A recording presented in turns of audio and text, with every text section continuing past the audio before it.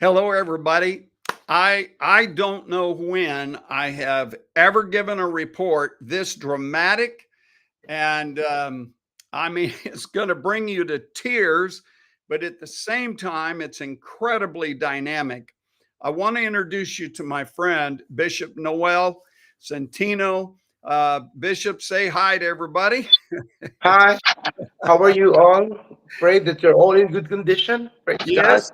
Amen. And I'm just double checking you and your family are all safe. Is that correct? That's true. Thank God. Praise Okay. Jesus. Now it was about I've got a map over here where people can see it, a map of where the Philippines is located, just north of Indonesia, right off the coast of Vietnam. You're out there in the middle of the ocean. And just a few, was it weeks ago that a earthquake hit you? September 30th, Okay, so a about month. Yeah, yeah, give or take 3 or 4 weeks there, and wasn't it like a category 7 or something? yeah, 6.9 magnitude.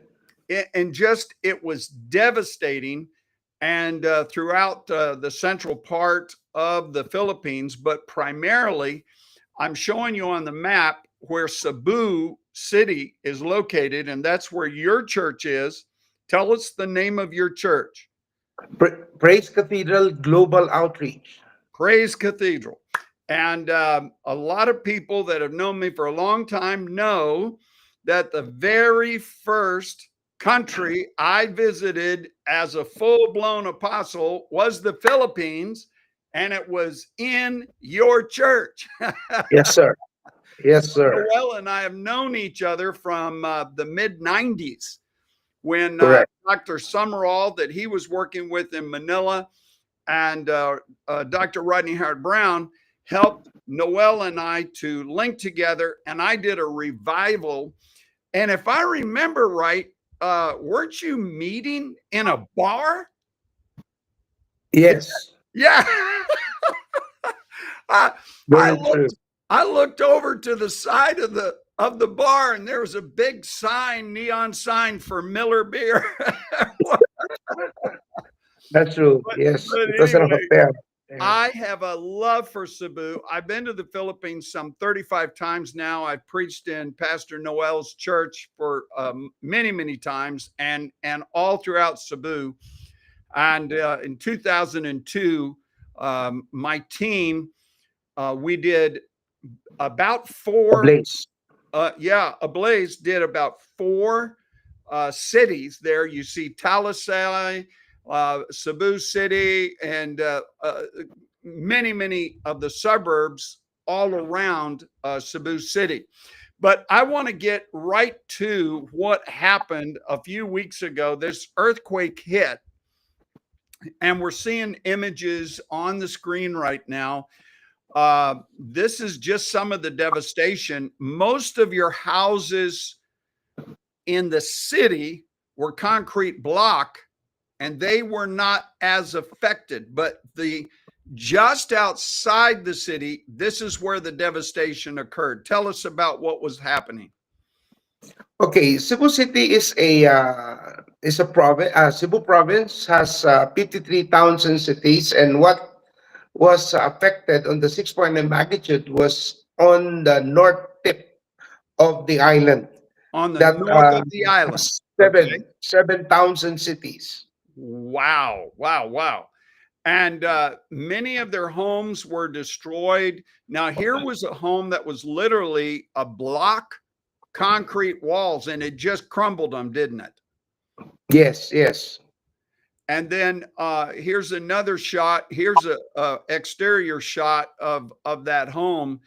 The concrete just fell down. The roof is a tin roof, and really the people have no place to go. They have no place. There's no place to live. They have nothing. And what are some of the things your organization is doing to help them? Well, after the initial impact, what we did is to, of course, raise our strength together, pulling some funds together, and then asking for our friends to help us within the country. And we thank God that we were able to do some relief goods, food for 2 weeks, water, things that you needed for cooking, and rice. And we also brought them some tents because the tents were really needed. They are not sure they could live in the house because of the Yes. aftershocks. The Yeah, the aftershock now is aftershocks. around There were 12,000. how many aftershocks? Wasn't it like 20 or Right 30 now after? it's around 12,000 Wow. since September 30. Wow. So you gave them food and emergency rations that only lasted a couple of weeks. Yes. Then here comes the cyclone. What was the name of that cyclone? In our local name is Tino, Tino. T I Tino. T I N O. Yes. And the streets begin to flood. Because if I remember right, the cyclone kind of hovered over Cebu Island and the surrounding islands. It kind of hovered there, and you had massive rainfall. Correct. And then, don't you have some mountains, small mountains on the other side of Cebu Island? Yeah, actually, Cebu City in particular is a valley. It is where the water is going to receive, will be receiving from the mountain water after the rain. And that is an issue right now in our country where the flood control has been scammed. And flash flood hit us 9 in the morning, and then kaboom, we were underwater, 15, 20 minutes after.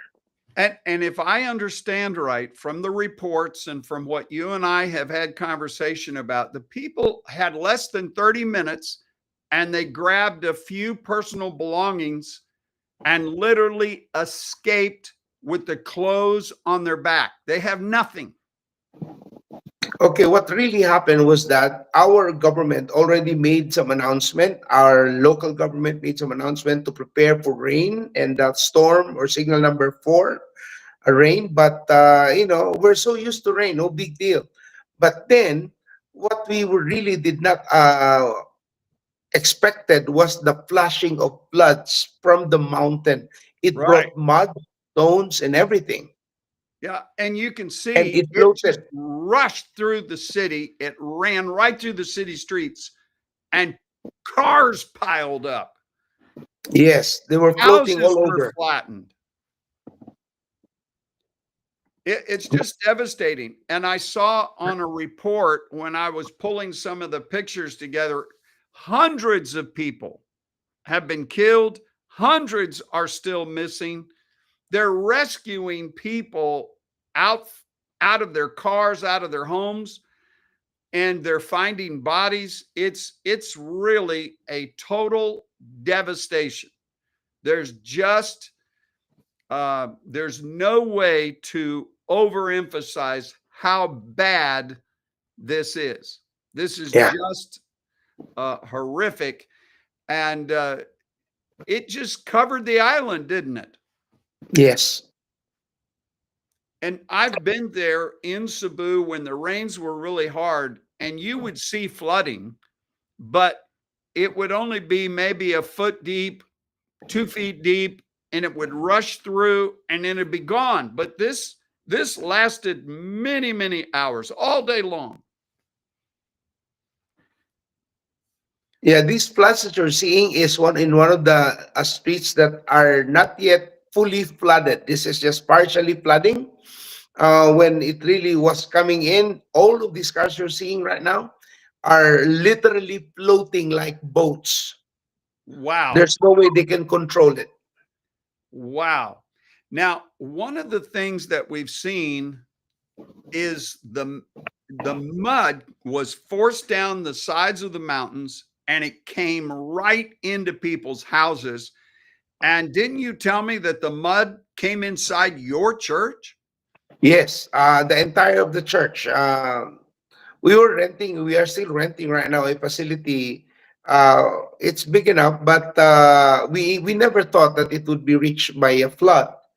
But right now it's underwater, and the water now is seeded, but the mud is now covering the entire place. Our instruments were all destroyed.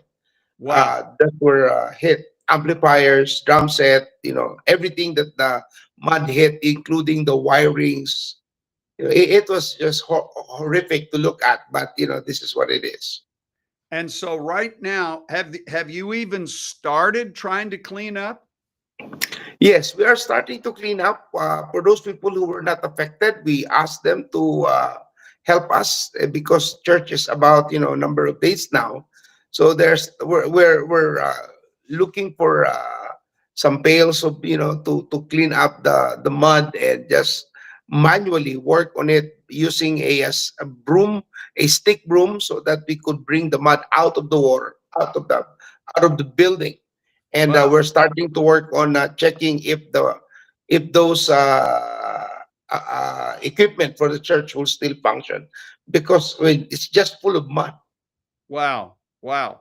Now, here's a picture of what do you call these drainage R- ditches? River, we call it a river. It's a flood control dike. Mhm. And many cities in the Philippines will have these drainage ditches go right through. This is one of the biggest ones. I've been right there, and it's about 1 story deep. So you can see right now at this level, the water is about 1 story up, and then you have these dikes, these large walls on one side, dikes on the other. But when the water came down, it was like 3 stories high. Correct, correct. And tell us what was right here beside this river? What was standing there? All of these, what you see on the side, just look like soil. These are all houses. Wow. Houses close by each other, like houses, like walls after walls after walls, just houses trying to live there. And now it's gone, totally gone. Wow. Because the when the flood was coming, it was really noisy. There was a sound of a flood. And that's the time they run away from their homes with not being able to carry anything, because we've been so used to rain and flooding, but not this. This is just beyond us. So they rush out of their homes and look for shelters. Even the shelters were hit with a flood. This is amazing. Now, many of you, you're the president of the Ministerial Association. Yes, sir. For the province, for the entire province, we have 35 ministerial fellowships with around 1,300 or 1,300 pastors and wives, and the churches that we are working with on this group. And so Bishop Noel has his organization is pulling together the Cebu Provincial Ministerial Association. And what we're asking you today, the easiest thing to do is I have put up a special link on my website. So when you click give on the website, it's going to take you to the giving page. And when you click on fund, Philippines emergency flood relief is going to come up. And we're going to give these funds to the Ministerial Association. Now, I want you to know that Bishop Noel is a personal friend of mine. Uh, Pastor Ezekiel, I've worked with him many years. He's there in Cebu. We have a missionary in Cebu, David Huggard. And I don't think you've met David yet because he's only No, been here a short time, but he just happened to be here in the US when all of this happened. He was here on a fundraising tour. So he's not there and really can't even get into Cebu for probably 3 or 4 weeks. I don't know the condition of the airport, but I do know that his home is safe. But how is he going to get to his home because of the floods and the roads are out? So he's staying here in the US. I just talked to him yesterday. So I wanted people to see that we're working with a reputable organization, people I know personally. and we want you to give to this and help them. And I already, the tents are going up. You've given them tents already. You're giving them food, and this particular distribution is with Samaritan's Purse, and you were working with Samaritan's Purse. You were there when this was happening. Is that right? Yes, yes. We were So, there in the North Cebu. I want people to know that you and I are personal friends. Uh, I know where the money's going to go, and let me just tell you what I'm doing. Okay, Blaze International. As soon as we get off this call, I want you to. I'll call you on the phone. Blaze is going to send you $1,000 right now. And I'm asking all of our viewers to please do something. Go on ablazeinternational.com, give now. When you select the fund, that means how much you want to give. A drop down menu will come up and you'll see the Philippine emergency relief. And we're going to send this money to Bishop Noel and the ministers of Cebu Island to help these people. You're going to give them rice and beans. You're going to give them tents. And what else can you possibly do for them? It's just amazing. At first I didn't even know how to do this. It was too big. Workable with smaller things, but this is 4 cities, that we are hitting, and 2 towns that were badly hit underwater and flooded, and homes were destroyed. There are areas that totally no more houses that were left behind. There were villages that are, concrete, looks beautiful, but all mud inside. Yeah. Cars that are under the mud. You can only see the roof because of the mud. So Wow. we're thinking, how can we do this? Well, the government has to come in. But at the same time, our brethren, we have some, a lot of our brethren are really, really affected. Their homes, their place, they're now living in shelters where we're trying to look into the possibility of a 2 week relief program, which is immediately bringing them some food, especially rice. If we can Yeah. give them food enough for 2 weeks, that will give them enough time not to think about where to get food, and that will be the time that they can work on their friendship, on relationship, or relatives to help them out or make some decisions about where to go and what to do. While the government tries to prepare for a massive movement, these people who lost their homes, I don't think they will Yeah. be There's, allowed to live what there is it? again. 3 million people just in Cebu City area?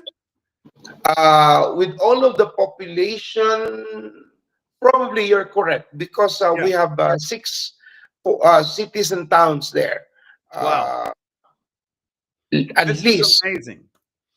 And again, I'm just telling everybody, I have been there personally. I know Bishop Noel. I know 3 or 4 of the other pastors there. I've preached in Emmanuel Bible School, which is right there in Cebu City. I'm working with David Huggard, our missionary who's there. He's a resident missionary. So you can be sure that every dollar you give to Ablaze International, you mark it Philippine emergency relief, and they will get it. If you have any trouble at all, you email me or message me. I'll be checking my Facebook. Bishop Noel, thank you. You're my friend for life, and I'm so glad you and your family are safe. I just want to Thank you. say God bless you, and I will call you in just a minute. Blaze is sending him $1,000. I'm asking all my friends, do something, $25, $100, whatever you can give. I had a lady just a week ago gave $10,000. Whatever you can do, I really appreciate it. God bless you. Put a comment in the comment section. Say, hey, I'm sending